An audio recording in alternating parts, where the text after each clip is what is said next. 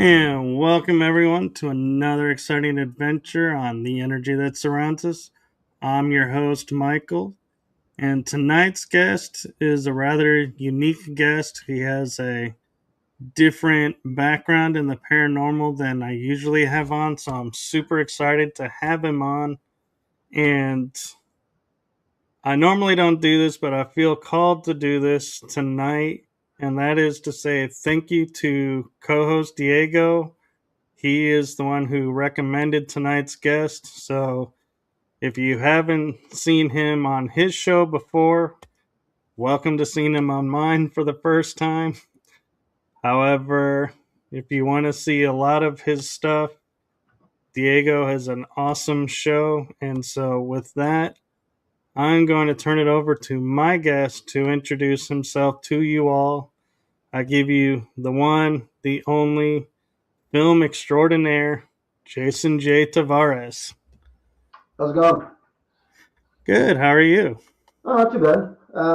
Yeah, my name is Jason J. Tavares. You can just refer to me as Jason. That's just the name I use for the books I write and films that I make. But yeah, I'm a paranormal investigator, an author, a script writer, and I make short films. I'm starting to venture into bigger films, though. The last one I put out, which I had sent to you maybe about a couple weeks ago, the seemingly Curtis Cusbelch. That was the first time I ever did like a 50-minute film. So that was probably the longest I've ever made to this point with one camera. So, when you're making these films, what is like, do you feel like is the hardest part to doing a film that you feel like probably keeps a lot of people from doing films? It used to be getting people, but that's not hard anymore. I have like a lot of people coming to me. But with me, it used to be like the technology piece. I've always been kind of scared of technology. And my camera's old. It's a 2012 camera. I don't know how much longer it's going to hang on for. But I think the biggest struggle with it is the follow through, especially with like the seemingly Curtis Cusbelch film I had sent to you. That's a 50-minute film with over 400 scenes. So just to make it look, like a higher quality camera, even though the camera doesn't look too bad, I think putting all that effort into something where you may not get a exact reward out of it, I think that stops people from making films. So, what what advice would you give to someone who maybe is sitting there saying, everybody's making films today, maybe I could do it, but like you're saying, the technology, they're like, nope, I'm not that tech savvy. So is there any advice you have for people watching this that you could help them overcome that maybe? Yeah, because I'm very bad with technology. I've gotten a lot better with it through the years, and I would suggest probably writing everything out and making things easier for you. Like, let's say you were experimenting with the camera and you discovered something, or even with writing, like you're writing a script, or you saw that something looks a certain way that you liked. Definitely write it down because let's say you were playing with the camera and you're doing some practice stuff with it and you like what you had and then you don't come back to it for 3 weeks, you may forget all that and get discouraged again. So it's better to write something down and write it down in a way that you'll understand because it's you going back to your own notes. You're not showing them to anybody else. You kind of want. I used to do that when I wrote, but I write books still. I have a new book coming out, but my other three books that I had wrote, sometimes I had to take a month away. So what I would do is I'd make a clothesline in my house with sticky notes, and anybody who came over, they'd look at my desk and be like, "What the heck is that?" And I'm like, "It's the way I manage things. I have a color coding system. I got arrows pointing to this one. There's a note on the desk. There's a note on the wall, on the clothesline itself. And if I was out somewhere, I'd jot it on napkins and come home and stick it somewhere else with tape and so on and so forth. And that helped me to remember where I was with the books. So it actually helps when you're doing films too, because you can go back to your frame of reference. I mean, if you have to take a long time away from something, and let's say the technology is the issue or something like that, it's even better to write the weather down, write what you were wearing that day, what mood you were in, something to take place. Because if you take a long time away, You can go back to it and you remember, oh, geez, I remember it was pouring rain in that day. I had a flat tire. I had on a red shirt and I spilled food on it or something like that. You can go right back to where you were and go back to your mindset then, and that'll make it easier for you as well. That makes a lot of sense. And one thing that you always see, and nowadays with like Marvel and other movies, is beyond the blooper reels or extended, is where you see like the actors all cutting up, and hanging out offset, or having fun with each other. Do you find that that helps with the filming process, or do you think that is something that is reserved just for the Hollywood type actors, and the real actors that I'll say, like in your type of scenario, it's better to keep it a specific atmosphere, so to That's speak? actually a great question. I think having more control over the cast members when you're writing it and directing it and doing all that comes into play when you're on a time crunch or the people that are in it don't want to be there. Like if, whenever somebody asks about my films, hey, can I be in a film? I try to get it right down to the wire. I always have a contingent person, and I make sure you're not doing me any favors by being there.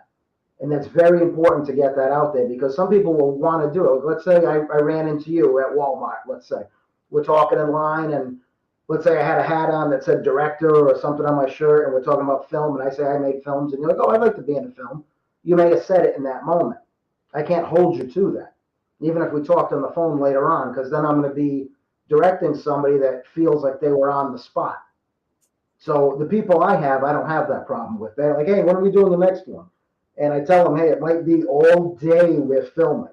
I got 4 pages to do, and they're all cool. Like this last seemingly Curtis Cusbelch, I got 5 of the people from one guy, and I met him in 2017. I even put a special thanks at the end of the film for him. I met him in 2017 on a movie that we were in together called The Cars That Made America. We were board members, I think, for Ford. It was a really cool film. He had more days than I did. I was only in there one day.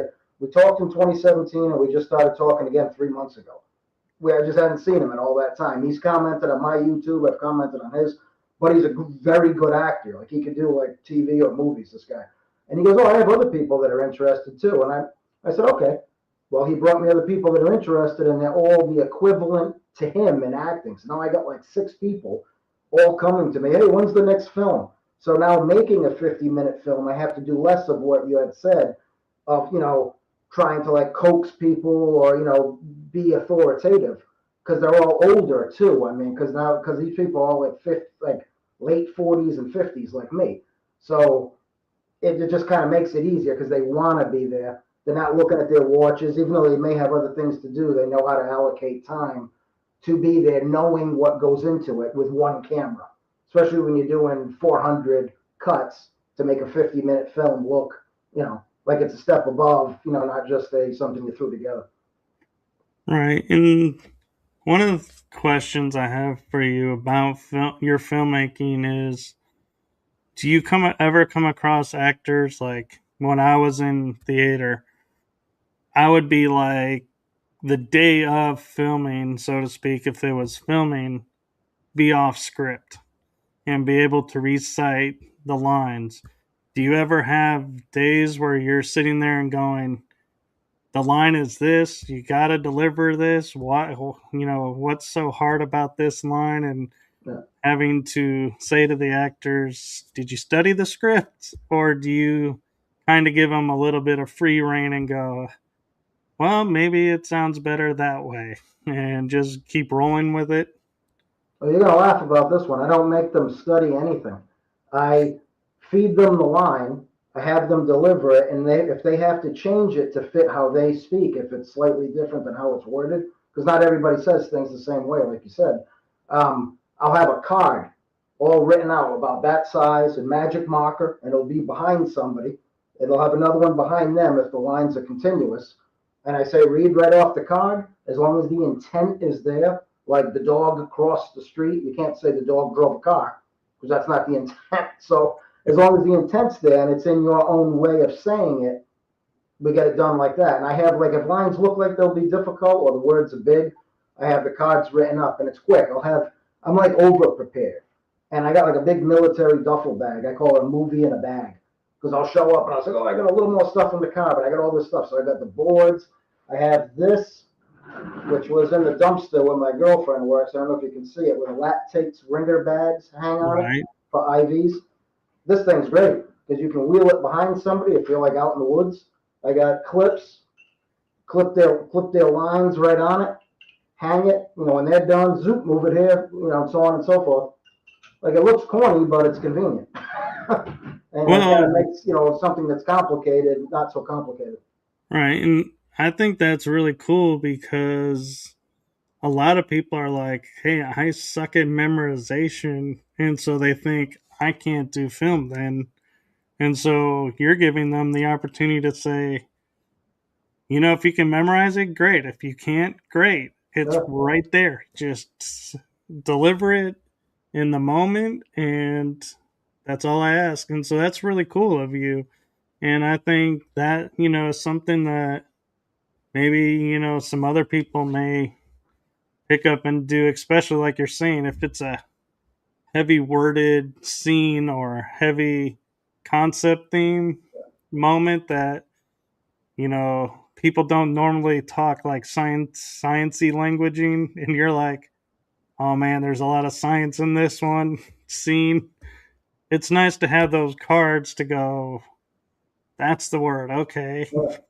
And like you said, though, it's nice to give somebody an opportunity because, like, I've never had extensive speaking lines in a big film, like an hour and a half film. I've had a couple of lines in a few films, did extra work, but I never like I was never like a George Clooney or a Brad Pitt or somebody like that. So I said, hey, why don't I make, like, my shorts are pretty good, and I look back on them now. I like the 50-minute stuff better, like the one with the seemingly Curtis Cusbelch film, because it gives a lot of people an opportunity to A, be seen more, and then B, use what I made as their acting reel. It's not just a small clip like the one I'm making now, which is going to come out in May. The guy that gave me all the people in the last movie, I made him the star of this movie. So he's already been over here like 4 times in like a month, and he's got 4 more times we have to meet because he has so many parts in this movie. But when it's done, he now has a 50-minute movie that he stars in, and it'll have like over 400 scenes, and it's an extremely interesting story. The only downfall is it's done with one camera because I don't. It's not that I can't go buy another camera. It's just I need 2 or 3 people to really make it look great, and I don't have 2 or 3 people that can show up when everybody else can to do camera work and be there the whole day. So I just make it what it is. I'm try to make the most interesting story I can with what I have. And one of the things I found interesting when I was watching behind the scenes kind of show with like Hallmark as an example, they're like, hey, we will do start from finish 6 weeks, boom, you got a 2 hour movie. Yeah. And I'm like, wow, that seems so fast. But, you're realizing you're like 8 to 6 filming. And so it's a long day. It's 6 weeks of long days. Yeah. So when you're filming your projects, do you say to everybody who's going to be in, hey, I need a week or 2 weeks where we're here from these set hours? Or is it like you said, where, hey, this actor's only available on Tuesday from this time, so we're filming this guy at this time and this guy at this time? Do you work Well, with their schedules or do you give a schedule? I work with theirs because beggars can't be choosers. That's kind of how my films are right now. So since all these people are enthusiastic about it, the way I wrote seemingly Curtis Cusbelch was a little different. I knew I had 15 people to work with. So I used all 15, but I never used more than 2 at any given time. But then some parts, like I'd say, hey, I need you today. And then whenever I can get you 2 guys again, we'll do this and this. And it looks like everybody overlaps, but they don't, and you're getting an interesting story. The only thing I did hear from one guy who commented on the movie after it came out, he said what was that thing he said? He goes, yeah, he goes, you didn't develop the characters enough. He goes, they're developed, but I want to know the backstory. And that was a great comment because it means he was interested in what he watched. But I can't really give you an extreme backstory and not exceed 50 minutes. Because now I'm giving you a miniseries. I'm giving you like a 2 hour movie Yeah. instead of 50 minutes. So if he was that intrigued with it, I thought that was cool because, hey, he must have liked the characters and got into them and wanted to see more of them. See, and I liked when I was watching your film. At first, it's like I was watching it, and I didn't even realize that all the characters were not actually present. It's like I'm sitting here watching and I'm thinking these people are really interacting with each other. And then as the film progressed, it's like, whoa, wait a minute. No, these this one person's not always there and Yeah. he's not there. Wait a minute. This is getting kind of more interesting. And Yeah, I it's tried like, that, especially with the after Stuggy Salvati and I fought, and I found out the next day from I can't remember her name, the character's name. I know the woman's name, but the character that I made, she was saying that my ex is dead because Stuggy killed her. So that was an easy way to finish with her, have Stuggy gone, and then have the relationship end and have the character move on. You know, you got to use three characters. They all got seen in great scenes, and I can move on, and now I can get people that can be there another day. So I kind of had to write it that way to have it fit in. But yeah, at the end, you realize, hey, geez, there wasn't a lot of overlap, but it felt like overlap, like you did see people together, even though they weren't. But yeah, you can and envision Stuggy being, liking that girl and actually breaking into her place from what was said. honestly, I was getting more like a Sixth Sense vibe where I started watching it and thinking, oh, this guy is doesn't realize he's on the other side and Yeah. it's interacting on this side. And and I was like, wow, she's having a conversation with a ghost is where I was going. And I was like, man, that was really cool how you did that because you didn't realize it until later in the movie and going, wait, he's what?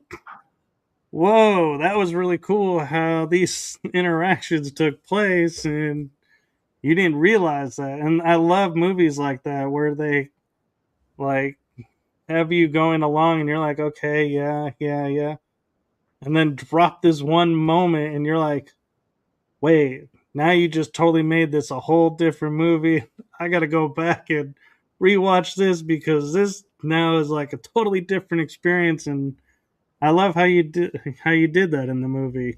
Oh, thanks. Appreciate it. Yeah, I don't have much to work with when it comes to money wise. So that movie was supposed to be an 80-minute film for $500. I was not going to exceed $500. But when I finish it, like the way I do it kind of quickly, is like, let's say we did our scenes today, and I knew there's nothing going to intervene in our scenes. That's like a segment, 25 scenes, whatever it may be. You and somebody else I filmed together. I'll go home and then the next morning at like 5 or 6 in the morning, I do the post production on that. So I'll splice all that together, and then that's like section A or whatever I call it. And then you figure you got 400 cuts with one camera. That may only come out to 9 whole segments that I just have to drop in and render when it's done. All done. You finish it quickly that way. But like you notice that too, like as you were saying, like you don't see it till after it's done. Another part like that was Morella being slapped by her boss at the fruit stand. I never show that, but it's spoken of so much. She tells her friend about it. It comes out when the peppermint plant was in the house, and her friend Right. said, "Oh, is he a guy ghost?" And da da da, and they're talking, and then you see it when he actually kills the guy, but you don't show him killing the guy. And then when he buries the guy, you don't see anybody in the hole, but him feeling bad about the action. And then his father visits him. So yeah, I try to do as much as I can to show a visualization without actually having to show every scene, but not just talking about it. It's spoken of and then vaguely showed for people to think more than, hey, here it is. Like a lot of stuff is. Some things show you too much, and you don't get to think. Like Right. something a movie like No Country for Old Men. I can watch that 20 times and I still think of more things because they don't show you everything. Yeah, Movies and like that I like. Yeah, and what I like is because the first book I wrote about the paranormal, I didn't use any pictures because you know how in the paranormal community everybody's like, that's my photo, that's my photo. And so I was like, avoid that, don't use photos. And at first, everybody was like, hey, you're asking me to read a book that has no pictures to go along with everything, and it'd be better if you did. And then after they read how I wrote it, they were like, your words painted the picture. That's And so cool. that was really cool. And you drew me in with your words. And when I noticed in the movie, like you're saying, when she got hit, I didn't need to see she got smacked by that guy. Yeah, It's like the way it was delivered, I was like, you knew it. There was no need to go back and show it because the way you wrote it and the way that the actors portrayed it, you knew it. And so, yeah, I feel like if you had went back and did it, that would have been like, man, that should have really been a deleted scene yeah, because you're adding too much to the movie. yeah. And then us being together at the end was kind of like a nice icing on the cake, so to speak, because like he had a failed relationship. He should have killed his friend Stuggy Salvati when they fought. They should have gone further than just fighting like we did.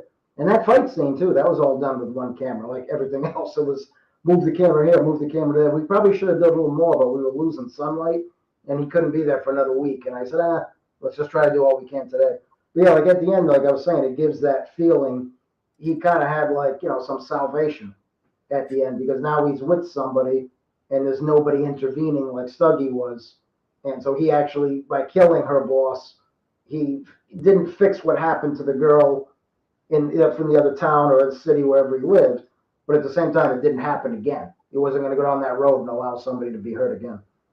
Little Right. vigilanteism there, but I guess kind of helped in that situation or that story, I should say. And so, are these stories that you're filming, are they all kind of like a hybrid of personal experience with something you came across and thought, hey, this could make a really cool movie? Or where do you decide, one, what the movie is going to be about, and two, what parts of the scene really makes and what parts get edited out? With that, I did like with almost everything I write, to include books. I'll have a beginning, middle, and end before I have even begin. It's like, and I'll just kind of make like a pyramid, kind of like the Bridgewater Triangle or the Bermuda Triangle. It's like, this is going to be kind of what we're seeing at the start. I want this to be the highlight, more or less, and then how I want it to trail off. And then I just make it bigger. So, like, outlines for me are more or less like 3 sentences. And I'll write them on a napkin or wherever I'm at, like, oh, I got an idea, and jot it down. And then I've been doing that with short stories too, with the short story book I'm putting out. Some of my short stories were just jotted on a napkin. I found it, you can write 5 to 6, at least I can write 5 to 6,000 words in about 3 days. So doing short stories, I had wrote a whole group of short stories in 2016, and I just put them away and did nothing with them. And now I'm going to publish them soon. So they just kind of sat there, but those were done in the same way as the movies, just a simple beginning, middle, end, and then just kind of run with it and move the middle to where you need it to be to get that feeling out of people if you're able to, reach them in that way. But I noticed with seemingly Curtis Cusbelch, like you watched it, you got something out of it and you enjoyed it. A lot of people watching it don't understand it. They're like, is he dead? Is he from space? I said, I didn't say anything about space. Where did space come from? Yeah, is he a vampire? And it's like, no, he's not a vampire. It's like, wow, it's like, oof. But you're gonna get that. I mean, it's constructive criticism. I guess you just gotta take it, for what it is. Well, but another way to look at it too is, how talented your film is that everybody has seen something different in the same scenario. And so that actually to me I think would be a great compliment actually because you obviously didn't script like quote vampire in it, but since Like, someone's seen a vampire, it's like, I could kind of see where they might get that idea. That's really cool how that was, what they perceived from it.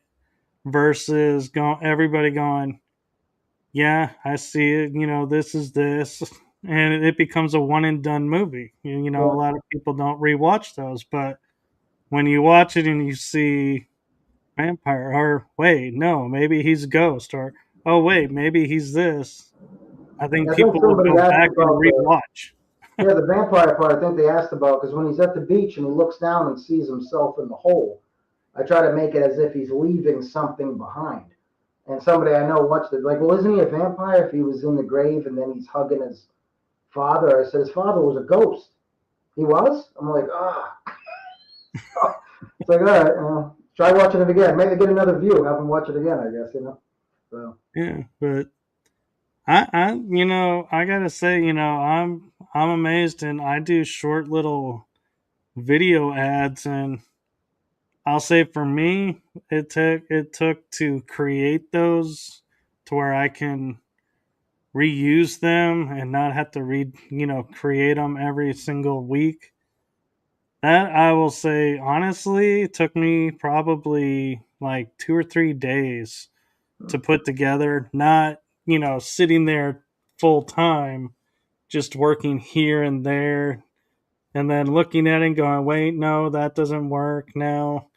This, I want this, and then figuring out, okay, yeah, that works. So is that kind of when you're putting the movies together and the snippets, making all the scenes flow? Is that kind of what you do? Is you're like, oh, I'm gonna look at this section now Yeah, I'll and look at going, well, it, this and then if flows, this doesn't, so maybe skip this part, and yeah, this ties it in, so yeah, let's put this in here. And is that kind of a oh little bit yeah, of I do that, and a lot of times, like for the newer stuff, like the seemingly Curtis Cusbelch, I try to cut really sharp. So like my older films, I'm not knocking the post production guy, but one of the post production guys I had, he's great at it with putting in um, like sparkly things at the end of the scenes and stuff like that. But he didn't cut right in the film, so like when a character turns, you should see what they're looking at.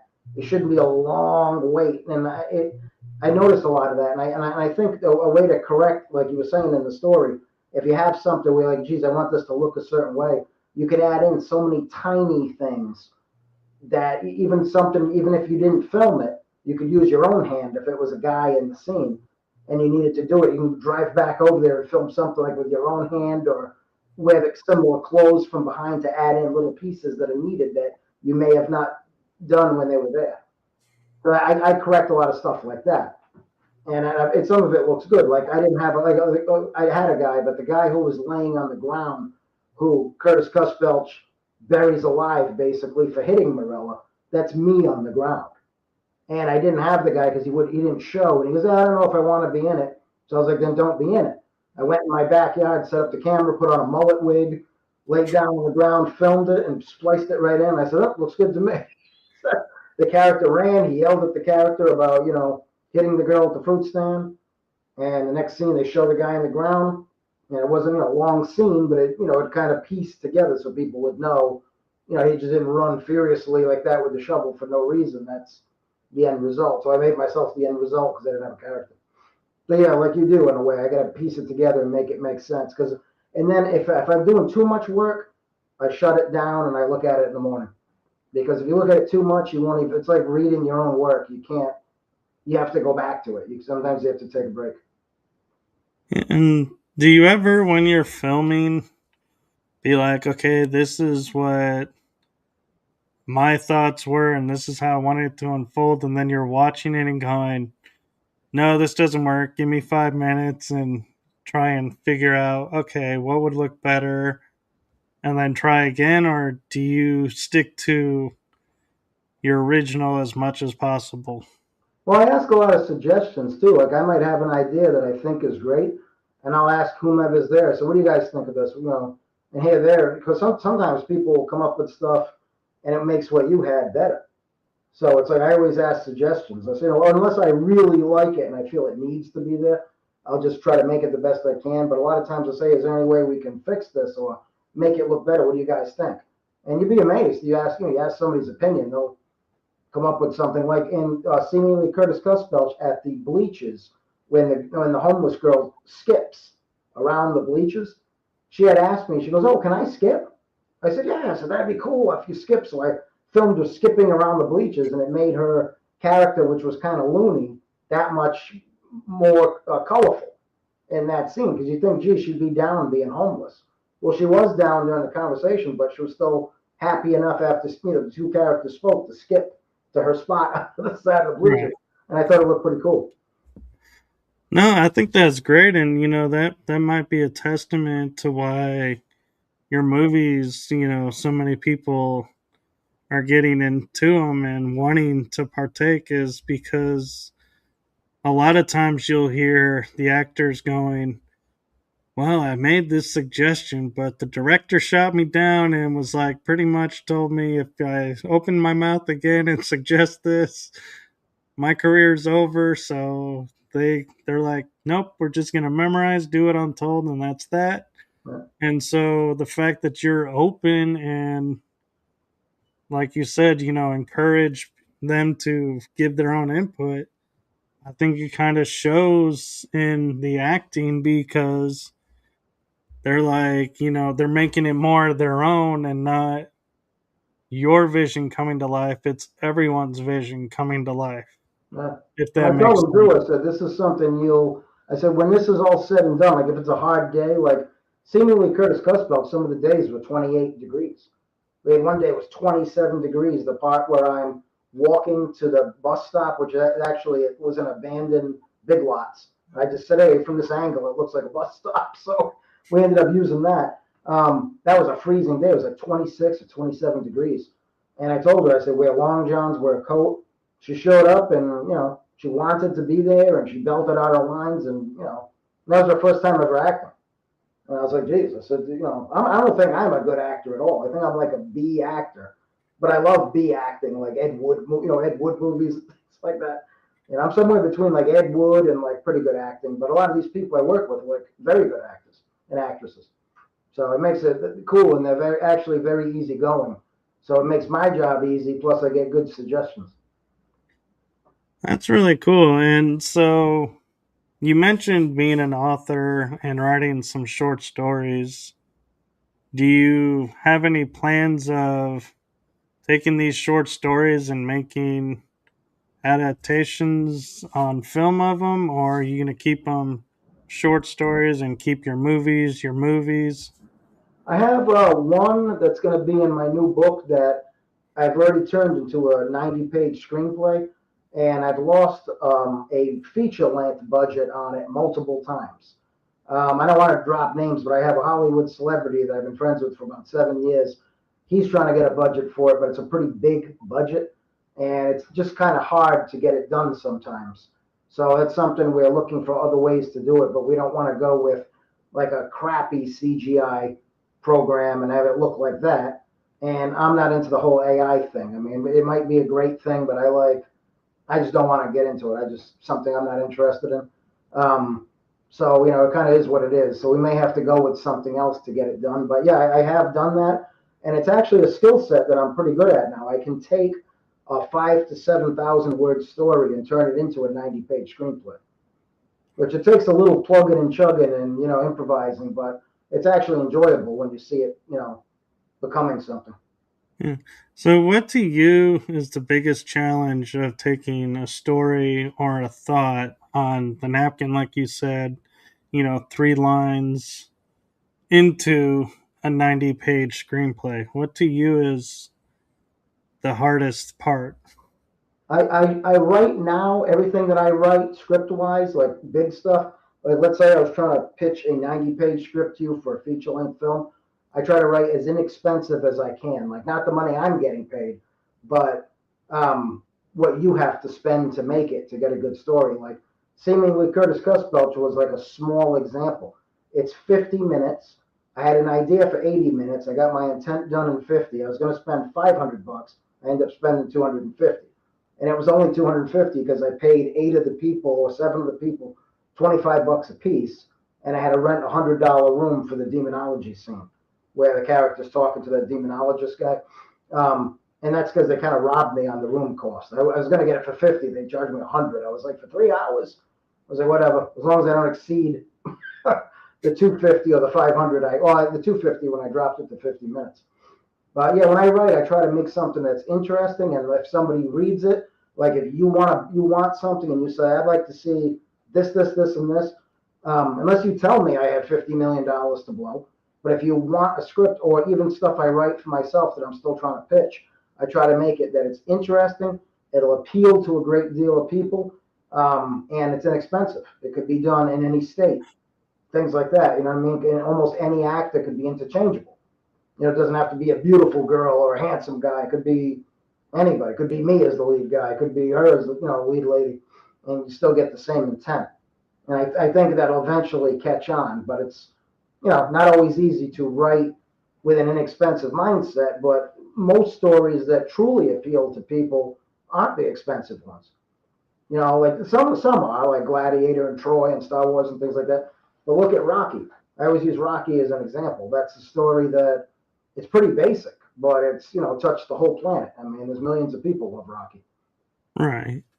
And in a different mannerism, when you're writing the screenplay, like you sitting down and decide, okay, we're gonna do this screenplay.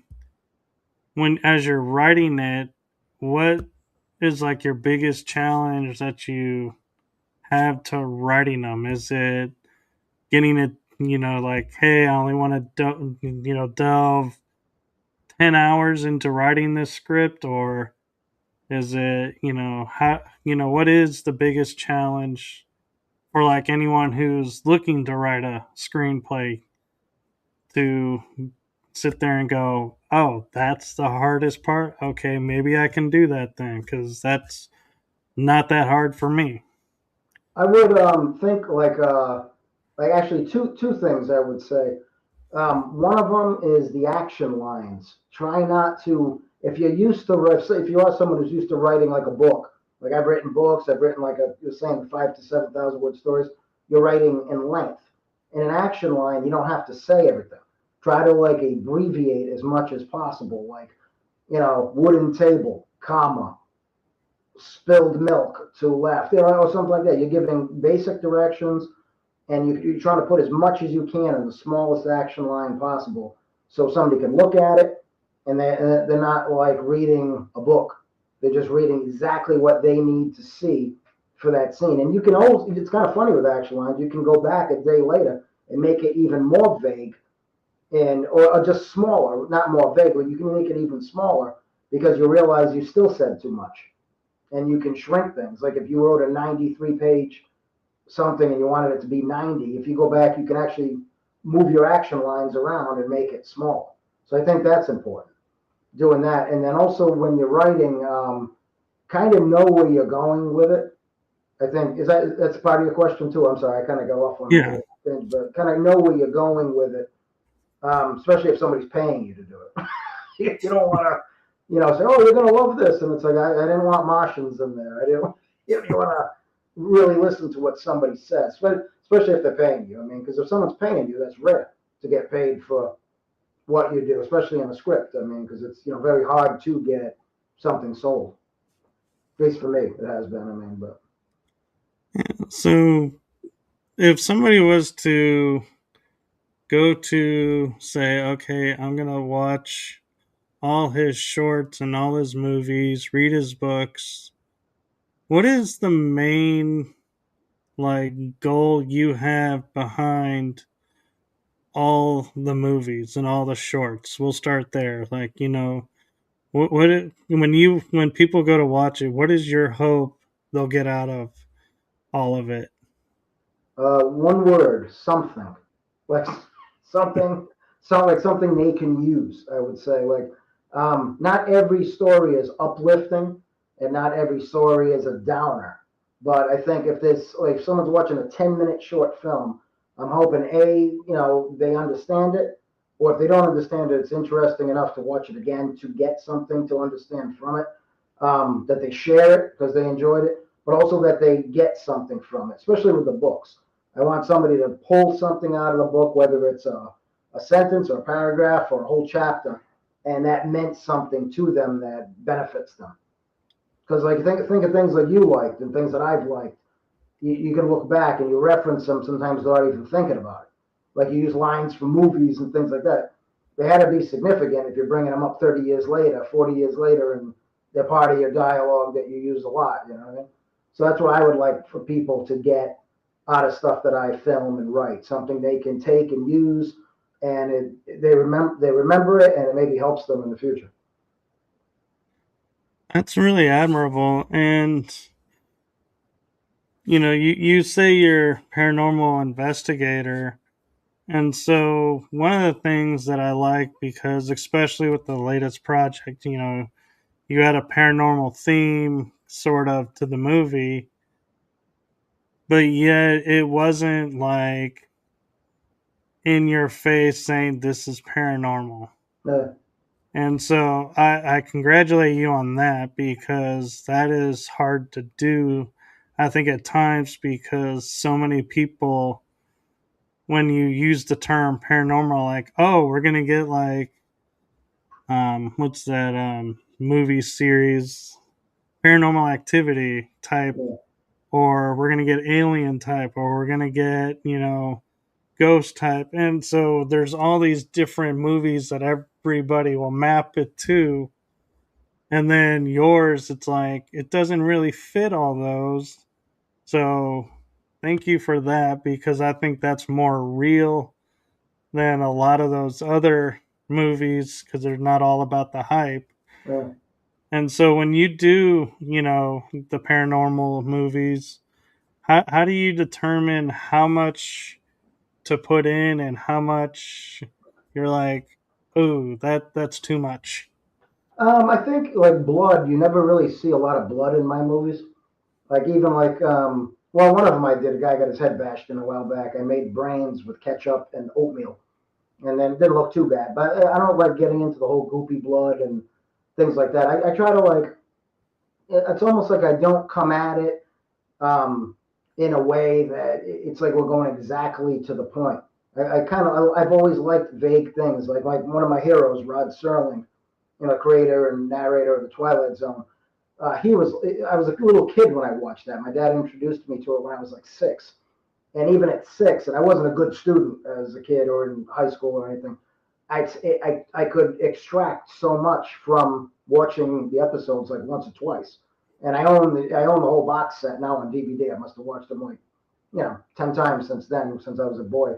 But you get so much out of it because the way he wrote it. If it's going to be a story about a ghost, he doesn't show the ghost, but there's ghostly things happening. I think that scares you more without having something to see. Sometimes you want to see something, yeah. If it's a werewolf movie, Bigfoot movie, you want to see that, menacing creature sometimes. But a lot of times, not seeing it's more scary if you know it's coming after you and the person's crawling through the dirt and you're hearing the noise and you don't see it. That sometimes makes you, it's better for your mind. And that's what I was drawn to with like the Twilight Zone. And I think that's kind of what I do when I'm putting a story together. I don't always show the creature or the monster or the spirit or the entity. I try to make it something so it's more interesting and they feel it throughout and get it at the end, or at least that's the intent. Well, and what came to mind as you were describing that was like the movie Blair Witch, The where you see him running and you're like, the camera's constantly shaking. To me, I was like, when I watched that, I couldn't even watch the whole movie. I was like, this camera shaking just annoys me. It's like too much. It's like, you've lost me, because I get they're running, but you don't need to make the camera run with them, because the that's like, I'm confused now what I'm seeing there. I'm like getting all these different angles, and I'm like, yeah, I get they're running, but you're losing me, because I don't know what to focus on, and so I'll move on.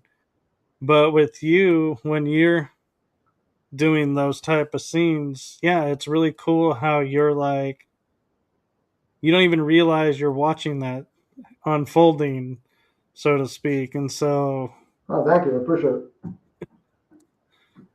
Tough to And get it done with one camera too. Sometimes you're crawling around in weird places and using strings and having two tripod legs up and one hooked on something else. So don't fall while you're filming it. Just to try to get something done. But yeah, thanks for noticing that. I appreciate it. yeah, and so what brought you into the paranormal? Well, I had a weird instance when I was a kid, and that didn't like bring me into it. I think um, it was always intriguing. Like my dad had introduced me to Twilight Zone, for instance, when I was young, and I remember I was petrified when I saw Rod Serling because like he has the lip, and he's kind of like standing in the corner, and it was black and white. And I think our big TV wasn't working, so we had like a moderate sized TV on a chair in the '80s in front of the other TV. Remember, I don't know if that ever happened to your house, but the TV didn't work. You put a kitchen chair there with another TV, Oh and yeah. so you got the first TV fixed. So watching it on that, it was real dark, and I think it was raining that night. And Rod Serling's like, he goes, "It's a world cut off from sight and sound." And he's doing his narration with the lip, but the way he like appeared when the camera moved, it was scary. But it was almost like you pictured him in your own living room, standing there narrating what you're doing, and it just opened my mind up to listen. And I always remembered that he actually Rod Serling helped me to listen with the Twilight Zone. Washington Irving helped me to listen with Sleepy Hollow. Um, George Orwell with Animal Farm. When I read that in school, I was like, God, I ended up buying the book. I must have read 4 different versions. And then, of course, my other favorite writer, Sylvester Stallone. He's one of the only ones that's living out of that group, and he's written like 40 films, with Rocky being the main one.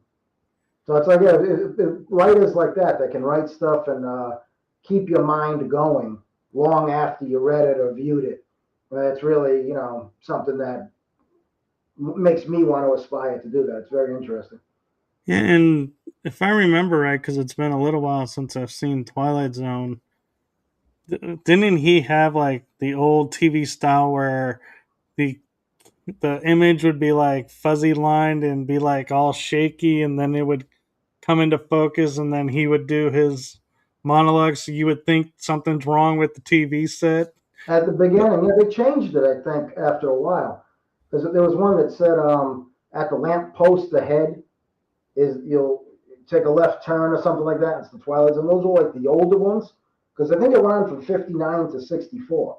And I think I like the original beginning because I believe they changed it. At least on the DVDs, it's like that at the beginning. But I know what you're saying with like the fuzziness, and you think, it's going to be one thing and it's another. Yeah, So and when he starts that narration, that grabbed me like instantly. I was like, wow, so what a genius. You know what I mean? To put that together.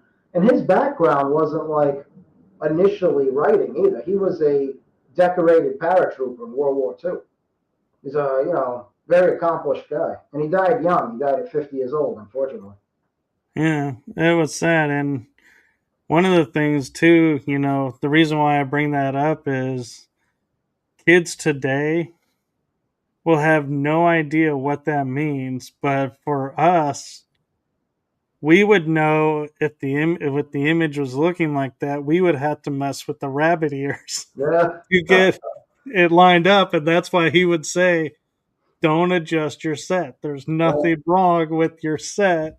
And Or you're like, extend the "What?" rabbit ear with aluminum foil and bend it so you can get, and then, just don't touch it. He goes, just don't touch it. Sit down so you get the reception.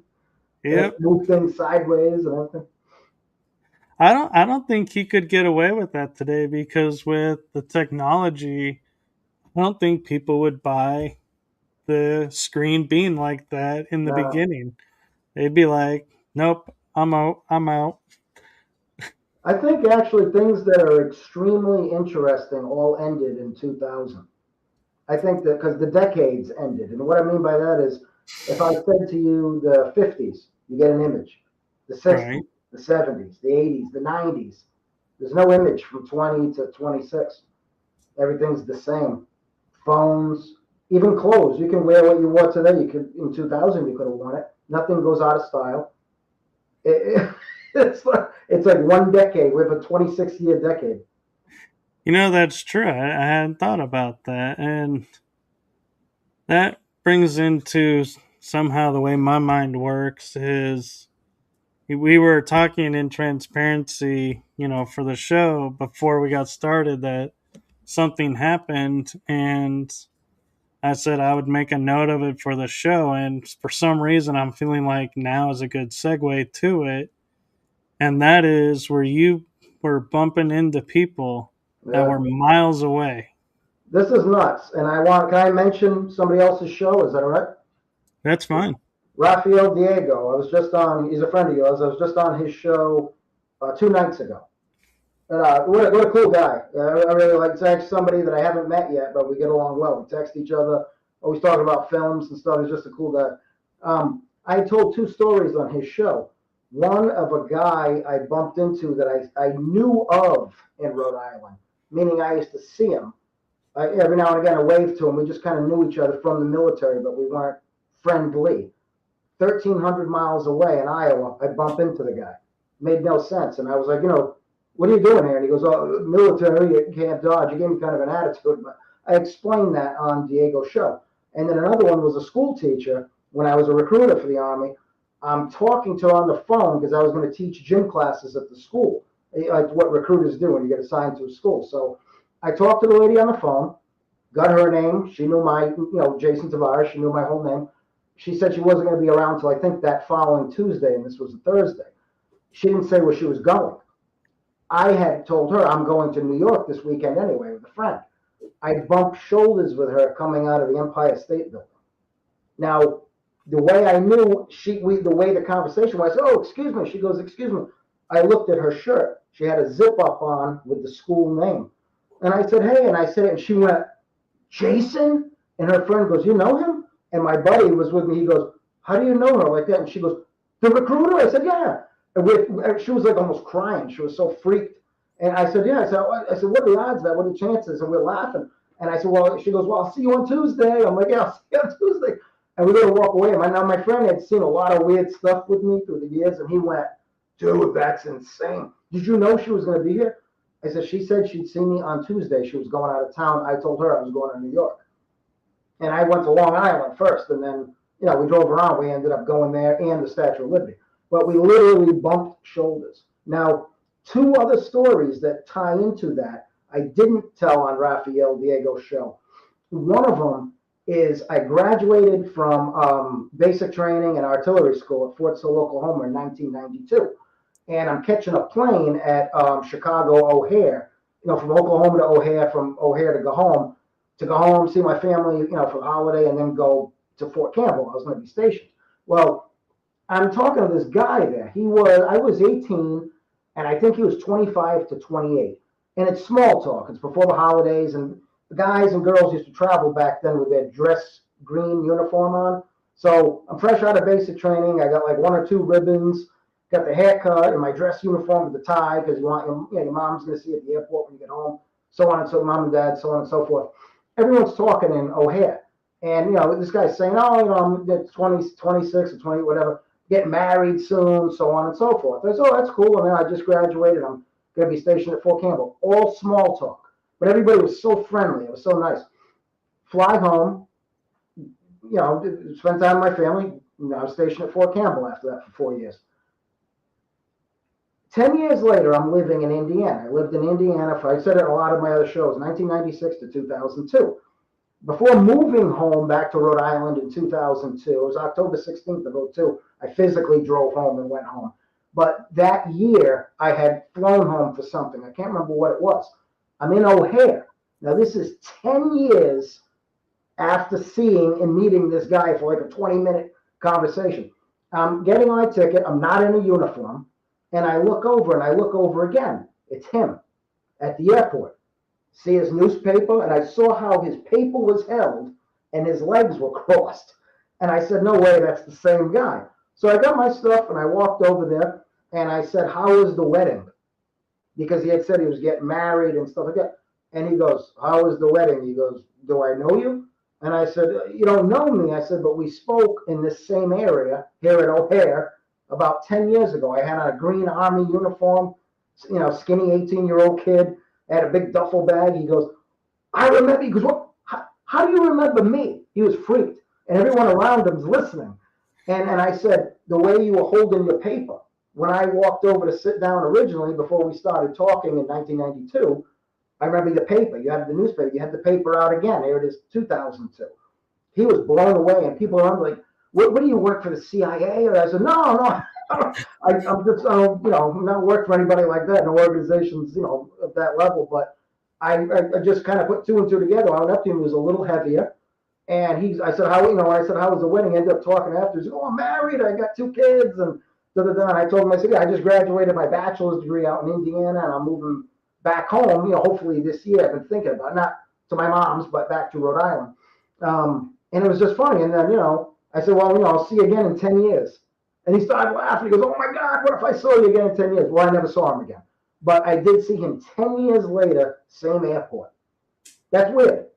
That is. Like, what are the odds of that? Now, another one, it was in Arkansas. I hate to always have military stories, but I was in the military a long time, so you're going to have military stories. I'm in Arkansas at a school called ANOC. It's Advanced Non-Commissioned Officer School, so you can make your sergeant first class. It's like the sergeant rank with the two rockers under it.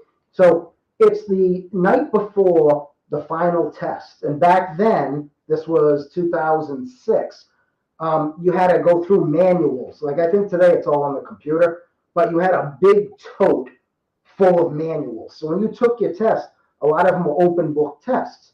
You had to find the answers in the manual. So you would tab your manuals the night before. So we have a whole table full of soldiers in, I think, PT clothes, like your physical fitness uniform, sitting there tabbing our books, talking, having Cokes, eating potato chips and stuff. If we pass the test tomorrow, we graduate the course. I'm sitting there laughing, telling stories and stuff, and we're all having a good time. I'm telling them about a pay office I worked at in Indianapolis, and I had a major. A major's like in the military, you got like lieutenant, captain, and you got major. The rank is like an 04. So this guy was a major in the military, and he ran that pay office that I worked in back then as like an E5. Here I am making E7. So I thought he was a cool guy. So I remember he talked like this. Like when he said something, he'd be like, "Well, then, there, now." And he put his hands on his hips, and he always had like a big plastic coffee cup. Looked like it was this size. And he'd be like, "Hey, Sergeant Tavares, you're heading down to the gym there?" He goes, "Always taking care of physical fitness." And that's just how he talked. So we're all talking and things like that. And I said, "Yeah," I worked at a pay office. I was on orders for 2 years there. It was pretty cool.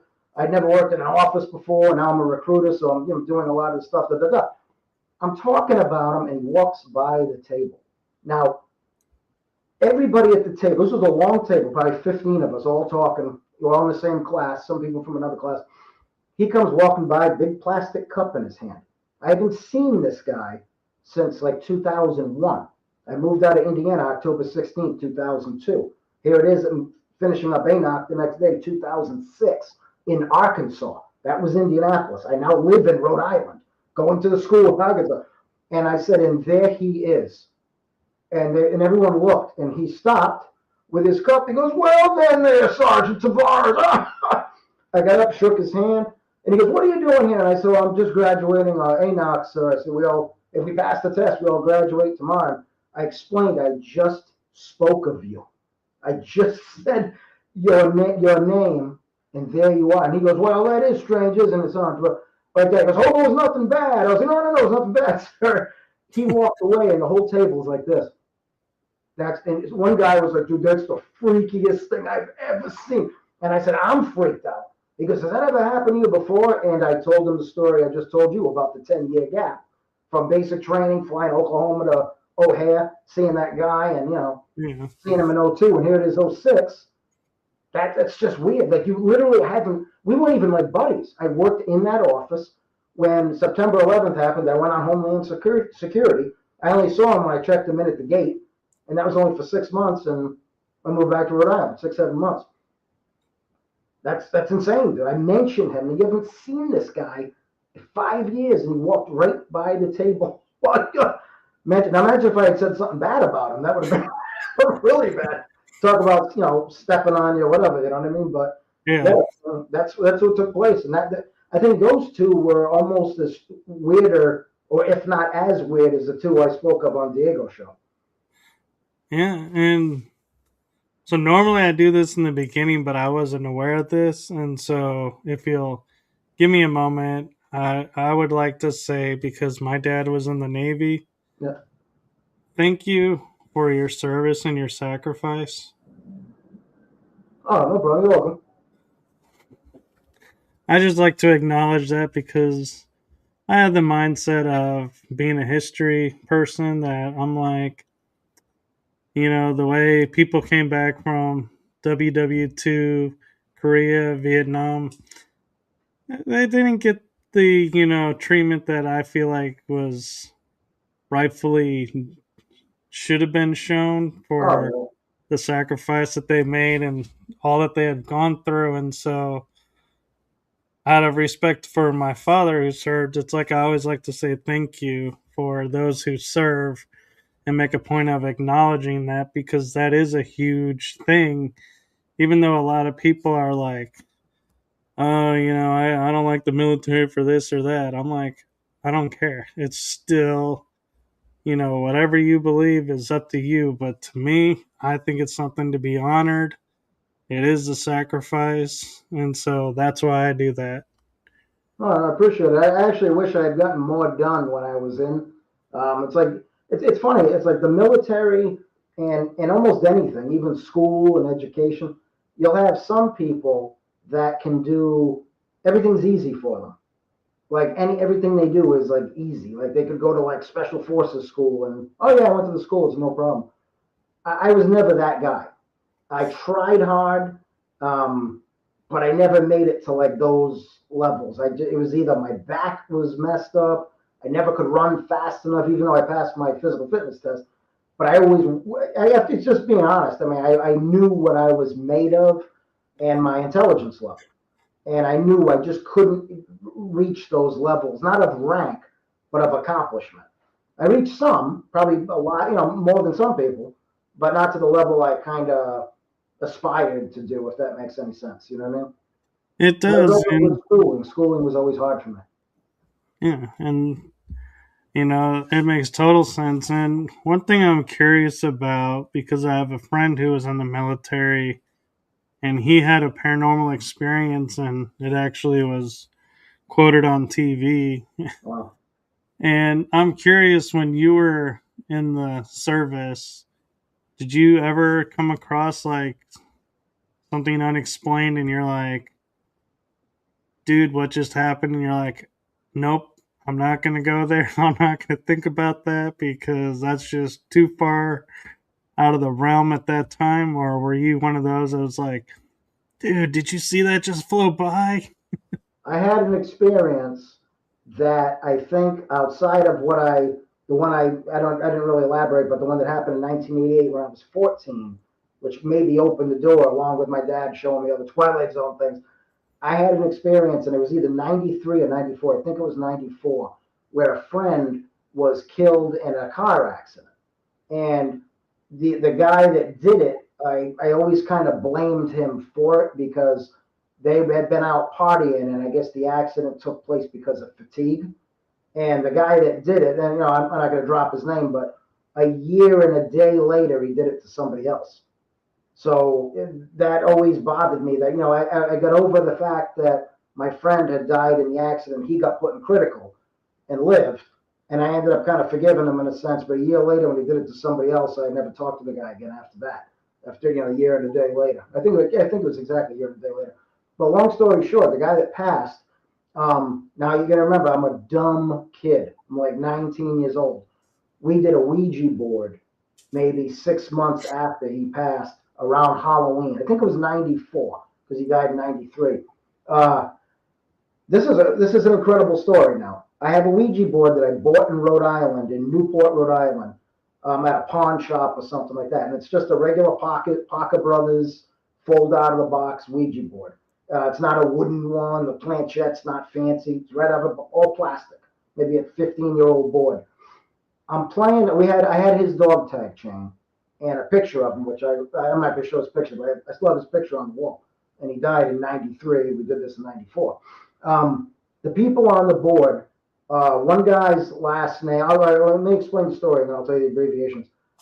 All right, I'll tell you abbreviations first. The guy on my right playing the Ouija board, his abbreviated name is SPLNDR, and that's what showed up on the board. The other guy on the board didn't spell his name, but when we asked it questions, it answered questions that from the angles we were at. I told him when you put your fingers on the planchette, you put them on like this. Nobody's pushing this thing.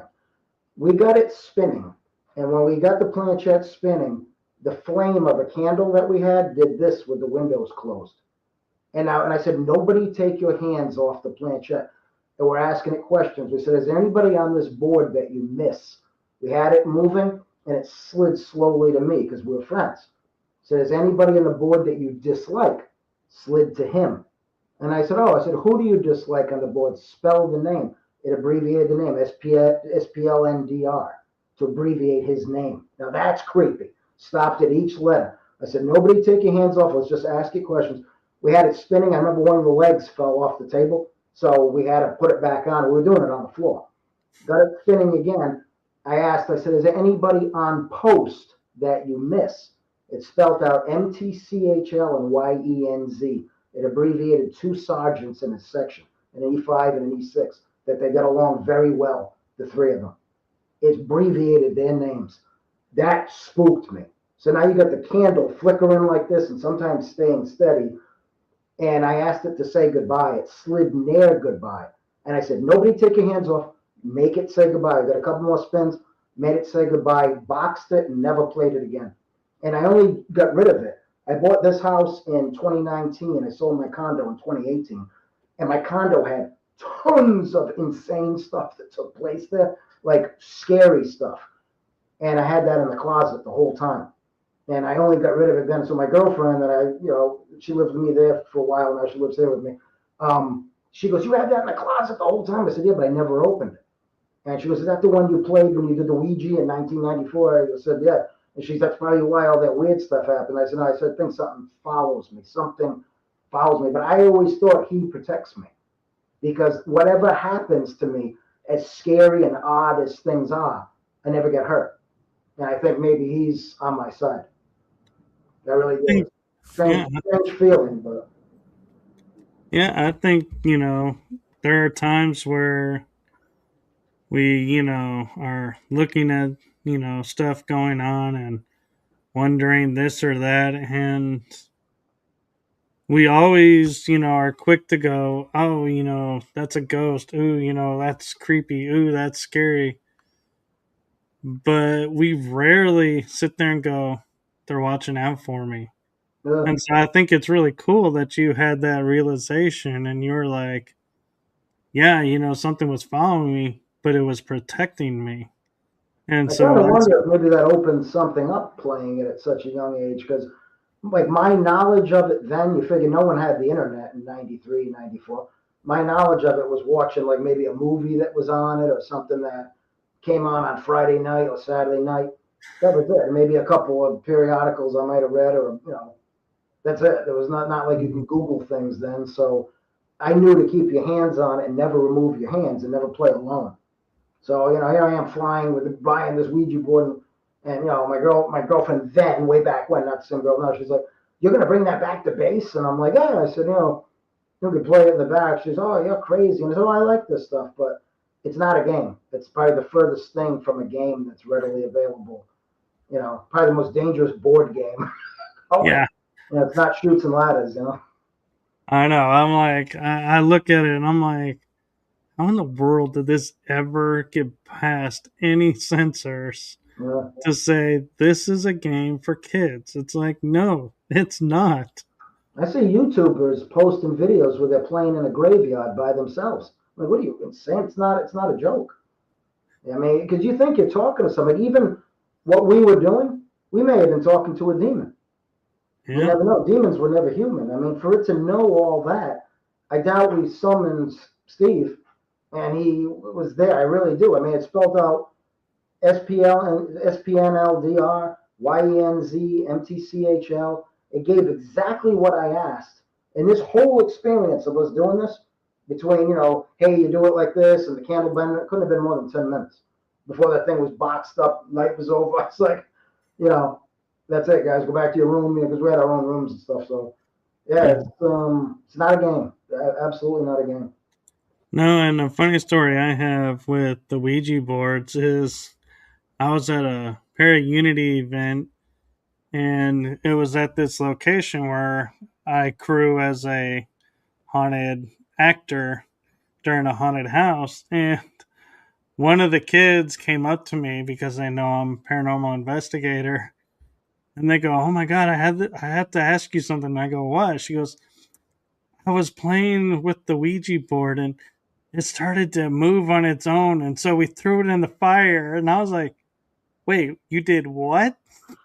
And she goes, "Yeah, we threw it in the fire. Was that not the right thing to do?" And I was like, "No, not really. That was like the worst thing you could have done." And she goes, "Why?" I go, "Because whatever was moving that, you have now stuck here until it can find a way home." Yeah. And she was like, "Oh." I was like, "Yeah." A We're kid like, might become a conduit. You never know. I know. It's that's why, it's like, as you say, it's not a game. It really No, isn't. People, don't realize, like, even, sitting down to do Estes method or do an EVP session, you're opening portals and you have to remember to close them and send whoever came through back. yeah, And a lot of teams don't. And I sometimes wonder, as places talk about ramping up and everything, how many teams have gone through, opened all these things, never closed, and so you have one, two, three, four portals open yeah. constantly feeding this area, and it's like, yeah, we need to really, stop opening things we don't realize we're opening. And I get, if you don't know any better, but as you grow as an investigator, you're supposed to learn and realize things and, go, ooh, need to stop doing it that way. We have to do it this way now. And I would hope everybody's learning from that. Well, I think people have to see things to understand them. Like, not to kick a beehive. Why? Because you get torn apart by bees. A lot of stuff with that, they think, like you said, they didn't close a portal. You're not seeing the result until something happens. Then there's a result that now it's an unexplainable result and you're stuck with it. It's not an instant result like the beehive. So I think Mhm. people don't, until people realize, like, that's like, it's like with praying. A lot of people may not pray because, like, oh, well, I pray for it didn't happen. Well, it might happen in a different way. You know what I mean? It depends on your religion and what you believe. But I don't know. I think with a lot of stuff, especially now, probably more so than ever, people are so fixed on instantaneous gratification. Everything's at a click of a button. Religion, you're not going to get instantaneous gratification.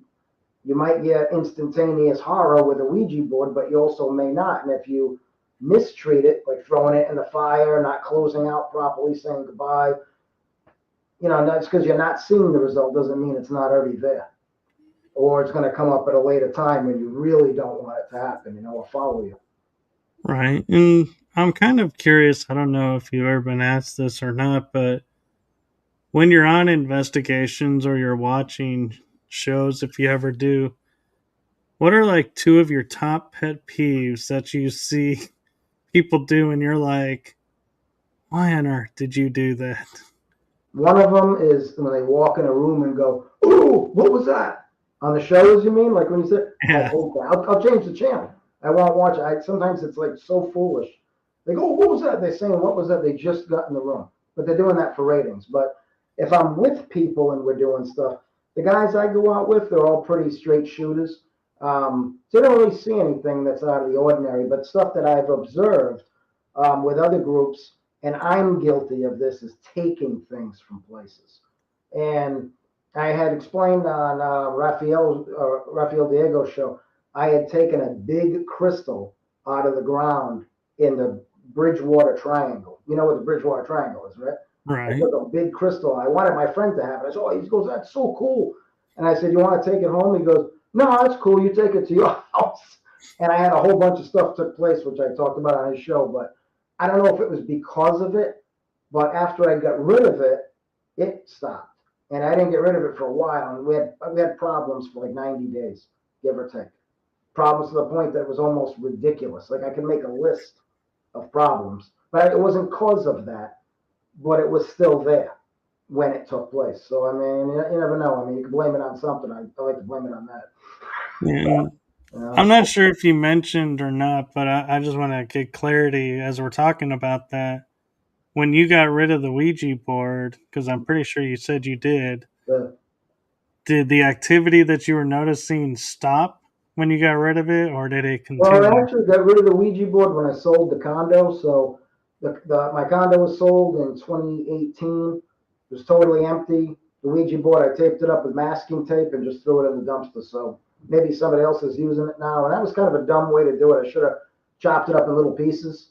But it hadn't been open since, God, 94, 93, 94, probably 94. So I just taped it up and got rid of it. Just So, threw it but right in the dumpster with other stuff. So I didn't really. That's probably not the best way to dispose of one either. I'm curious because you were saying stuff was happening while At the you condo, had yeah, it. yeah, Did that condo had so much. Here's a funny one. I'll tell you a funny story. I bought the condo in 2006. Stupid me. My truck was parked outside. I locked the handle, I think it was, with my wallet, my keys, and my phone on the couch, looking at them, and I shut the door. I'm locked out of my house. So I'm like, oh crap. It was a sunny day, so I didn't think anything of it. My mom only lived 2.5 miles away, or like a mile and a half away, give or take, maybe 2 miles.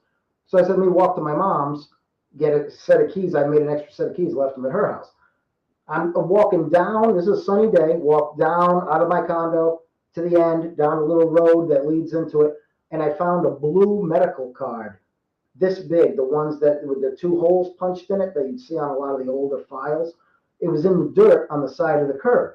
So I said, oh crap, it's a trick I learned years ago. I took it to the door, carded the door because it was only the handle and not the deadbolt. My keys were on the couch, popped it open, got my stuff, and I cleaned the card in the sink. And it said Riflikin A. Stevens. I don't know if that's how you pronounce it, but RL Riflikin, RFLK, some name like that. But if you sounded it out, it sounded like Riflikin, middle initial A, last name Stevens. Right next door to where I lived, and the building's still there today, was a Patuxent Village nursing home. And it closed, I think, in '06 or '07. So here, I just bought this place in '06. I said, hey, let me return this medical card. Walk over there, they were still open, walked in, there was a nurse there. And I said, I wanted to return this medical card. I found it. I just moved in over there. I found it right off the curb in the dirt, and it was covered in dirt. I washed it, but I used it to card my door first. So I wanted to say thank you to Riflikin, and I returned it. The lady looked at me and took the card. And she goes, where did you get this?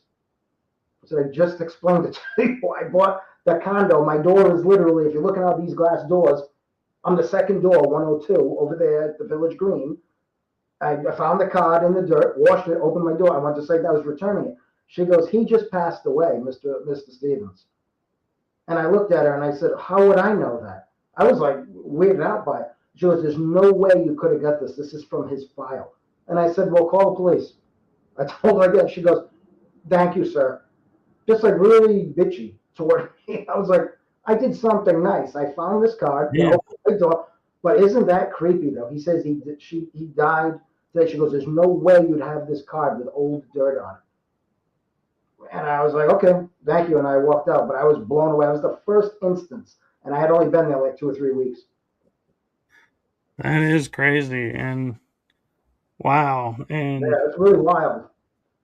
I said, I don't know him. She goes, how do you know him? She even said, how do you know Mr. Stevens? I said, again, found the card in the dirt. I said, I just bought that unit with the green door over there with the tree and the big plastic owl. I'm returning it. So she was like that, like drawn back. So when I, renovated it 2 or 3 times to her, she was just like, thank you, sir. And I walked out. I was like, oh, whatever. So should have made up some elaborate story. I know. I thought We that were was walking in the elaborate, actually. meadows like 5 minutes ago, and he's like, "Here, go get this back to them for me." And It, watch it, her it, really it, freak it's out. funny that it literally had old dirt on it. Like, here's the curb, and it was in the dirt, like, with the dirt next to the curb. I remember I pulled it a little to get it out of the dirt. It was that caked with dirt. I was like, wow. So I wiped off my hand, washed it inside in the sink. It was pretty clear with like the braille because it's raised letters on those blue cards of the two holes. And Right. she was pretty adamant that I stole it. She's like, oh, she goes, no way you could have had that. And I almost like said, geez, I broke in the hospital and I stole a blue card. I mean, it was like getting to be that stupid. I wanted to actually say it to her like that, but I didn't.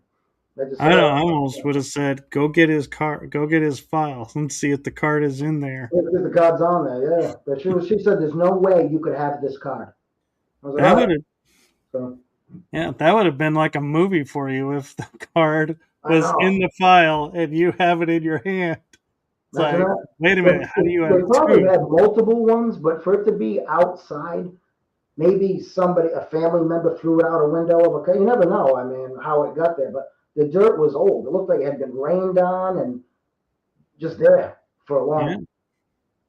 That's eerie. It's very, very, very eerie. that is really crazy. And so we are actually, wow, at an hour and 22 minutes. So where can people find like your books and your movies? Oh, well, my name, Jason J. Tavares on YouTube. Um, all my films are on there. I have Jason's Disturbing Experiences on there as well. They're all filmed kind of like just a straight shot right from my kitchen table. And a lot of the experiences that I, talked about tonight on Raphael's show and other shows that I've been on, you can see on, I think I have 8 of them on there on Jason's Disturbing Experiences. And I also have the Jason J. Tavares show for Right Brained Entertainers. It was an actual TV show on the Access Channel in Rhode Island. I had from 2016 to 2017, and I made the show for writers, directors, producers, sculptors, anybody who's right-brained can be a guest. So I went in there to be on somebody else's show, and they said, "Oh, the show, they're not taking new people right now or whatever. How about you have a show?" And I said, "I don't have a camera crew. I don't have anything." They said, "Oh, we do it all right here." I was like, cool. So I did it for a year, one episode a month for a year. And I said, it was the experience and it was cool. And, I did it for the year. But, so I had my own show there, plus all my, you know, movies are on the channel as well. And then my books under the same name, Jason J. Tavares, are on Amazon. And I have a LinkedIn page too as well if anybody wants to, reach me on that under the same name. So. Very cool. And so being what you do and everything, do you have a message that you'd like to leave the future generation with? For which one? For the paranormal or for the writing? For both. I would say whatever you do is, and I'm not trying to sound like weak with this. If you're not hurting anybody or anything with what you're doing, keep doing it. And look at things like this. Well, with binoculars. Try to look at things in your life like this. Because if that's your goal and you're looking for, and this is from this is like me telling you this from me being beaten down by people through the years with different things. Don't listen to people as much. I mean, if somebody says, "Hey, you got food on your shirt," I'd listen to that. Yeah, I got food on my shirt. I got to clean it up. If somebody's telling you, "Oh, your books are stupid. Your movies are stupid. Paranormal's dumb." Thanks. That's your opinion. If you know what you want to do and what you're getting out of it, you're not hurting anybody or anything in the process, keep doing it. Say thank you. Or this one's fantastic, and I've used this before. This is like a baseball bat over the head. Like it really is. Do something, get it done. Don't tell anybody you got it done, and then bring it up to somebody that you know secretly or openly likes to knock you for things. Like, for instance, let's say you wanted to get an associate's degree. Let's just say, go out and get the associate's degree, have it already done, and then say to that person, I'm thinking about going back to school and getting an associate's degree, and having them say, "Oh, geez, you could never pass that." "Oh, yeah, here it is. I already did it." Something like that. I did that with one of my books, and the person never talked to me again. And I'm glad. I hope I never see them again. So if somebody's going to belittle you and not encourage you, sometimes they're not encouraging you for something where you may get hurt. That's different. If it's something that could, hurt you and they care about you, and you should have the sense to know that.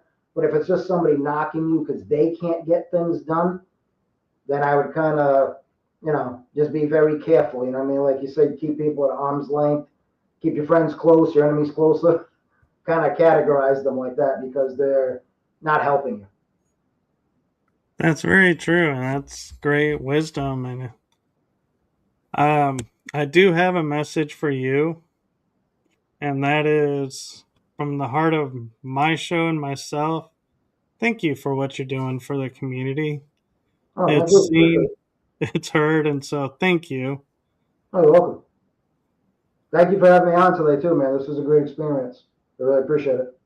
Yes, and I'm so glad that Diego put us together. And I gotta admit, it was like I was a little bit nervous because I was like, all I seen was what we talked about and the movie, and so I was like, okay, what are we really gonna talk about? What are Because this is like I said in the beginning, I've never had a show like this, but I gotta say, I'm really glad I did it, and it was really cool to hear your take and your experiences. And so my hope is whoever is watching this will go, people say I should make a movie. Well, this guy did it, and he's talking about he's got a 10-year-old camera and he's doing it. No, I could do that and actually start to try and do it and make it happen. So thank you for that.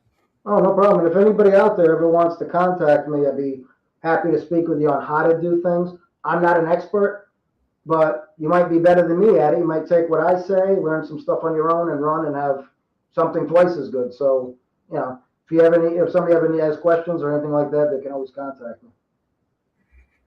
All right. Well, thank you. And thank you to everybody who's watching and everything. And so I will go ahead and send us out with the outro, and hope everyone has a wonderful night. And wow, I almost went and said something that a radio DJ used to say at the end of his shows. And I was like, ooh, good thing I didn't, because that's probably trademark and didn't want to get in trouble. But it's funny how you're like, you're saying, it's like things just pop in your head, and it's like you remember from things that you used to listen to. Because, like, that radio station, I haven't listened to in like probably 10 years, but I can still remember that tagline. And I was like, why did that just pop in my head? It's a funny line I was thinking the other day, and it really would resonate with kids today. It should actually be put out in schools. In Rocky, remember when Apollo Creed was on the TV set at the bar, and Rocky's having the beer, and he looks up to the guy. He's looking up to Apollo Creed, and Apollo Creed said, he goes, stay in school, carry a leather briefcase, become a doctor, be a lawyer. He goes, remember, sports make you grunt and smell. Be a thinker, not a stinker. That was Yeah. a great line. I know Stallone wrote it, but Carl Weathers just delivered it like perfectly. You know what I mean? I was thinking of that the other day. So that's such a powerful thing for kids to hear, to stay in school and to try to make something of themselves. Yeah. And being, our age, because I'm assuming we're in close age from the years that you mentioned. I saw a meme the other day, and I know people make fun of me for saying meme, but it was the egg in a frying pan. Mm-hmm. And it goes, if you remember what this means, you and I could be great friends. And I was like, That's oh funny. my God, I remember those commercials now. Oh, where's the beef? No, this is your egg. The egg in the frying pan goes. Oh, This no, is no, I your. know, but I meant like where's the beef's like around the same time. Oh yeah, Or time to make the donuts. or grandma throwing the tire through the window. Yeah, we had some funny stuff back then. Yeah, A I lot of kind stuff of to miss it. remember. Yeah, Danny Hack is saying your brain on drugs. I was like, yeah. I Yeah, always thought that was the nuttiest slogan with the use of an egg, and it's like now I can look at it and go, I actually get it now. When I was younger seeing it, I was just thinking you're frying an egg with breakfast. What does that got to do with my brain? But it's like Another now I great get it. commercial when we were kids. Do you remember the one? I don't remember the company, but it was for kids looking out for themselves. they were telling you what a stranger was, and it showed like Right. a guy in a leather jacket, and they said that guy might not be the stranger, and the camera shows a guy in a suit. It was that it was everybody showing that everybody's a stranger, not just Yeah. somebody who like that guy was scary, looked like a biker. He might not be the creep. This guy in the suit might be the creep. So I thought Yeah. that was I don't remember what it was for, but I think it was maybe the McGruff crime program. I think it was I for think that, the it, dog McGruff. That yeah. was a great scenario to show kids, you know. Yeah. And, you like you were saying, when you're writing certain things, less is more. Yeah, The slogan "Stranger Danger." That is like two words, but it's like ingrained in my head, and yeah. even to this day, I'll be walking along and I'll be like, and I'll sense somebody, like walking close, and and it'll be like my brain will go "Stranger Danger," and I'll turn and I'll kind of walk the other way a little bit. Yes, it's an So effective slogan. You still use it today. That's great. yeah, Yeah, it's funny. Things from back then were very powerful. Today, everything is so it got so babyish, and it's like nothing's being learned. I mean, things have to kind of be drilled in your head sometimes, and the world can be a cold and horrible place, and it's not always a cold and horrible place, but it can be, and I think people need to be prepared for it because it's yeah, not always 100 miles away where something happens. Something could happen right in your own driveway, or even inside your house. I just think people have to be a little more aware, locking doors, locking windows, looking over your shoulder. Not paranoid, but just, situational awareness in a sense. right, yeah. We had the common sense to not leave temptation out, like not leave Yeah. your keys in the car unlocked in the driveway and expect to wake up in the morning to your car in the driveway with the keys and everything still in it. It's like that was your own dumbass fault for Well, I said it leaving was the a big keys culture in the shock. car visible. It's Yeah, like it was a big culture shock for me when I moved out west. I mean, not Kentucky, but when I lived in Indiana, nobody locked their doors. So like I went yeah, over like a girlfriend's house out there. She go, oh yeah, you just come in, the doors unlocked. I said, why are your doors unlocked? She goes, we don't lock doors. I'm like, what? I said, geez, the apartment I grew up in when I was little, my dad used to put a chair in front of the door sometimes because of the people that lived downstairs. This was in the 80s. So yeah, I mean, I went from that vision of the chair in front of the door to them, their doors open all night. I was like, oh, that's insane. They probably don't do that today, but they did in the 90s, which, I yeah, always remembered that. I was like, oh, you don't lock your doors. Oh, I wouldn't be able to sleep. yeah. And Danny Hawk brought up the Dare program, and a funny story about that is I remember it growing up, being in school and everything. And then when 2020 hit, I worked for 3 months for a company that was raising money for Dare. And I was like, and when they first told me that, I was like, oh my God, Dare is still around Uh, because it had been quiet, so to speak. And I was like, wow, it's still around. well, it's funny too. Even like diseases like AIDS, you don't hear about it anymore. It used Yeah. to be everywhere. It was on TV. People had shirts. It's still there. It's still affecting people, but you don't hear about it. I mean, Yeah. and that's the other end of the spectrum from what you're saying. But I mean, it's like things that are still relevant, but not spoken of as much. Right. It's like our generation, it's like we remember a lot of things, and it's like, did they disappear? And they're like, no, they're still there. Just apparently we just don't care anymore. Yeah, it seems like a lot of things. Like people, yeah, you're right. They don't. People don't care. A lot of important things are overlooked. And it's really sad. Like I said, it's a continuing decade from 2000 to 2026. We don't have any change. Like you'll never hear anybody say, "Oh, geez, the 2010s." There's no name to even call it. You Yeah. can't call the 2020s. You can call it that, but it doesn't have a 50s, 60s, 70s, 80s, 90s memory ring or anything. Like 90s, you had music, you had, just the music was awesome. It totally changed. You had the style changed. It was kind of like more like a 50s style for guys, the t-shirts tucked in or the grunge. I mean, I don't know, just different feel completely. My, my theory on that is when we get to like 2050, 2060, Yeah. then they're going to be like, well, in the 20s, this happened. And everyone's going to be like, oh, the 2020s. Yeah. It's like Uh, everyone's going to forget about the 1900s. the depression, And like we're too close to the 1900s. So if we were to say the 10s, yeah. they're like, oh, you're talking about 1910s? No, we're talking 2010s. Oh, Well, it's a okay. concept that always blows my mind is that, and I talk to some people about it, and a lot of people, like even smart people, some are like perplexed when I bring it up. Like, oh, well, it's because of this, it's because of that. We human beings as you and I are now, argumentatively go back between 60 and 120,000 years ago. I've heard 80,000 years, I've heard 100,000 years, the way we are now, bone structure and everything. Why have we only just gotten smart in like 200 years? And I've brought that up to a lot of people, like, oh, technology. And it's like, I know it's technology. Why do we only have it in 200 years? And Jesse James was an outlaw in the 1880s. He had covered wagons. They rode a horse wherever they went. People didn't take baths for a month. There was no dental plans. That was only in the 1880s. How can we go from that to talking about colonizing Mars? And if let's say we did go back 120,000 years, we were stupid for 119,000 some odd years.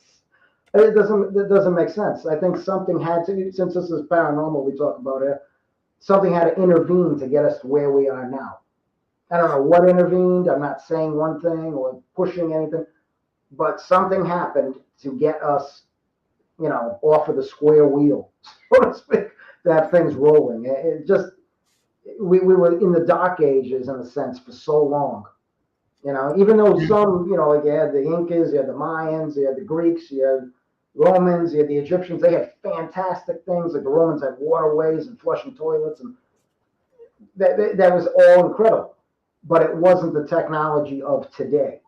And even though it was brilliant, it never would have become what it is now. But it was fantastic in its own way. What happened in these years to make that happen in the last 200 years?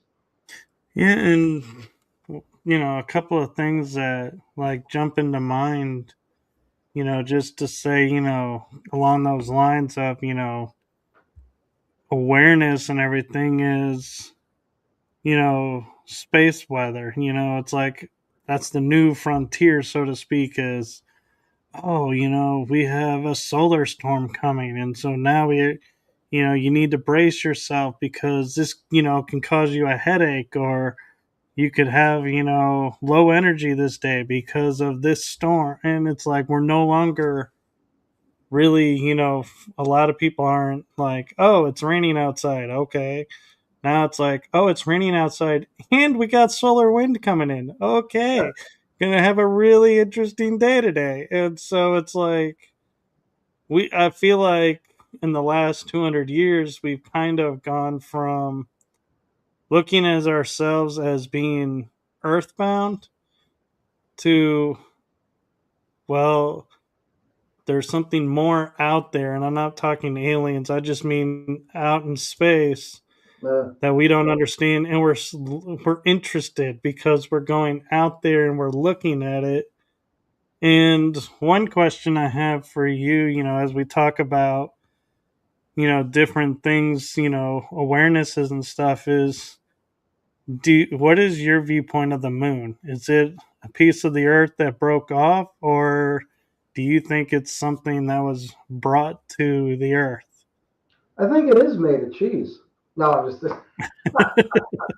But I haven't really given it much thought. But I do know that, or I've heard that some countries are traveling there and they want to put businesses on the moon. Is everybody aware that if the moon does get jacked up, it affects the tides and everything to do with here? I mean, that goes right back to what you're saying, that people are thinking of all these different places and kind of forgetting everything that we have here. It's almost like it's like secondary. I mean, if you affect that moon, this planet is destroyed potentially. Could Yeah. affect tidal waves, could affect everything. I mean, I don't know, like you're saying, the thought process of people, I just don't get it anymore. It's hard to understand because there's too many thought processes going on now. There's more than ever, and it's like having too many chiefs and not enough Indians. That old saying. Right. That's what it's kind of become. And I gotta admit, with them talking about going to Mars, I can't help wondering if since I've been reading about like programs that are designed to cut the population because they feel like it's getting too high. If we we find out we can be on Mars Mhm. and build houses on there, it's like, are we gonna take the best of or worst of the planet and go, here we're shipping you off to Mars? Now we have extra space and we can go another several generations and then go, hey, now we got to find another planet to go and or two Well, planets now because we're overpopulating now two planets. well, one thing is definite is that humans do not learn. They may learn math, they may be able to run faster, and they live longer. We do not learn. History teaches that humans will not learn, and they do not learn, and we're self-destructive. And Yeah, anyone could argue that, oh, geez, my grandmother's not self-destructive. My husband's a nice guy. I'm not saying your husband. I'm not talking about your grandmother. But us in general, people in general, yeah, where we can learn things, but we never change. Like look at our history. Our history is horrible. I mean, yeah. It's a it's really repetitive cycle. frightening. Yeah, they've actually noticed our history is in cycles where we'll have a war, then there'll be peace, then there'll be war, then we'll have peace, and then there'll be another war, and then there will be peace, and then another war. And it's like this repetitive cycle for several thousand years that it's like, have we never like really thought of this to go, hey, maybe we should try something different? Because I'm no expert, but to me, I'm like, if we already know this war is going to lead nowhere and we're going to have a temporary peace and another war, you know, I remember, World War II was the war to end all wars. Well, that didn't last very long because then we were in Korea and then we were Yeah. in Vietnam, Persian Gulf. It's like there is no war to end all wars. So maybe try something different, but nope, we always do the same old and go, well, don't know why it's not changing. Well, because you forgot about what Einstein said, and that is if you repeat the same thing over and over and expect a different Yeah. outcome, you're the dumbass. Yeah. The description of an idiot. Yeah, That's funny. Is it okay if I hold up two cards real quick? go ahead. This one is my movie that you and I were discussing, seemingly Curtis Cusbelch, and it can be found on my YouTube, Jason J. Tavares channel. So Jason J. Tavares for YouTube, seemingly Curtis Cusbelch is the film. You got your camera on mirror because the writing was backwards. So if you took Oh, the really? mirror effect off, it'll put them straight. How do you fix that? It's in the settings, Yeah, I'm not gonna mess with it now because I might end up shutting the whole thing off. It's back to that technology thing. but So for when I I get just yelled point up, that it's out really for funny you to and hold up a mirror.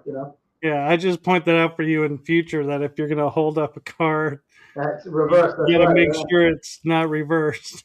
Well, But since it you was mentioned clear it, enough. maybe they'll watch it and hold up a mirror and they'll see it. I mean, that's a It great. was clear enough. I could tell what you were saying, but yeah. So thank you for coming on tonight and sharing with us, and hopefully we can get you back on later and promote, your next movie or future books that are coming out. Sounds good. Yeah, I got a new book being made. I have a new film coming out in May, and hopefully some other stuff too. So I definitely like to come back on. I appreciate that. Yes. Thank you, and I'll be sure to send Diego a thank you for putting us together. And with that, I'm going to send us into the outro. And so I know we said this earlier, but I mean it this time. Have a wonderful night, everyone. Have a wonderful rest of the week, and we will see you on the next episode. Good night, everyone. Bye, everybody.